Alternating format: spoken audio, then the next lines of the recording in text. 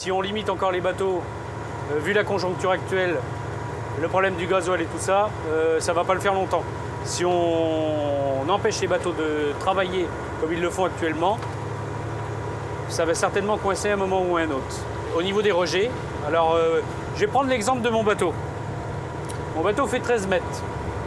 On fait un coup de chalut, il y a, allez, parce que ça peut arriver, l'hiver, il y a 1 tonne, 1,5 tonne de maquereau.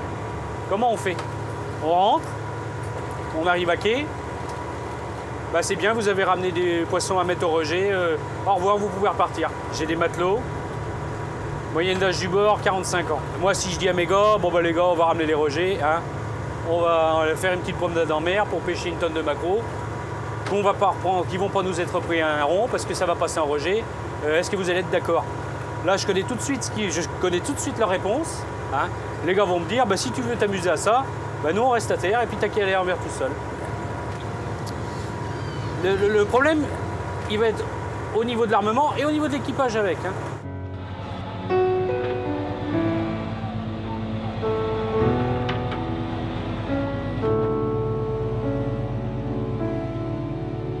On va savoir quel pouvoir aura notre voix autour de cette table-là. C'est ça le plus important, savoir si les écolos vont avoir, c'est eux qui vont avoir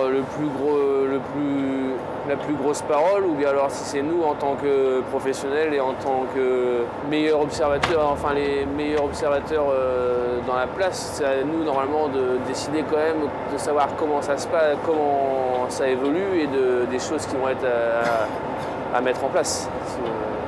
C'est pas aux écolos qui sont dans les bureaux qui, en fin de compte, regardent de l'extérieur mais ne sont pas là en interne pour voir exactement ce qui se passe sur le terrain. Le système de licence, c'est bien d'un côté et puis c'est pas bien de l'autre. On a voulu mettre des licences en place, nous les professionnels. Il n'y avait pas de licence avant. Voilà, bon, maintenant, c'est vrai que le problème, c'est que quand on veut acheter un bateau ailleurs, c'est pas facile. C'est même un gros bordel d'acheter un bateau ailleurs à cause des licences, des quotas.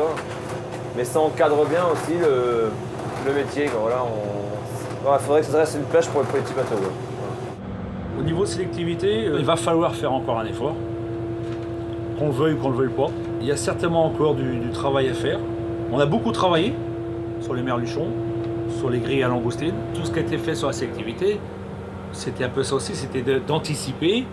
Et le mot d'ordre, c'était... alors, il y a eu cette belle phrase, pêcher sur le fond plutôt que sur le pont, mais ça c'est pour le monde des bisounours. Trier. Ouais, trier sur le fond plutôt que sur le pont, excuse-moi. Mais ça c'est pour faire la belle phrase, machin. Mais le vrai mot d'ordre, c'était proposer plutôt que de subir. Maintenant, est-ce qu'il n'est pas de notre devoir, autant qu'on pourra, d'améliorer encore cette sélectivité? Alors il va falloir retravailler avec les scientifiques, avec Ifremer, avec toutes les structures qui seront aptes à vouloir travailler avec nous. Mais il y a certainement encore un serrage de vis, si on peut dire comme ça, sur la sélectivité à faire. Et de toute façon, vu les réglementations qui vont nous tomber dessus demain, il va falloir qu'on se remette au boulot et à retravailler cette sélectivité.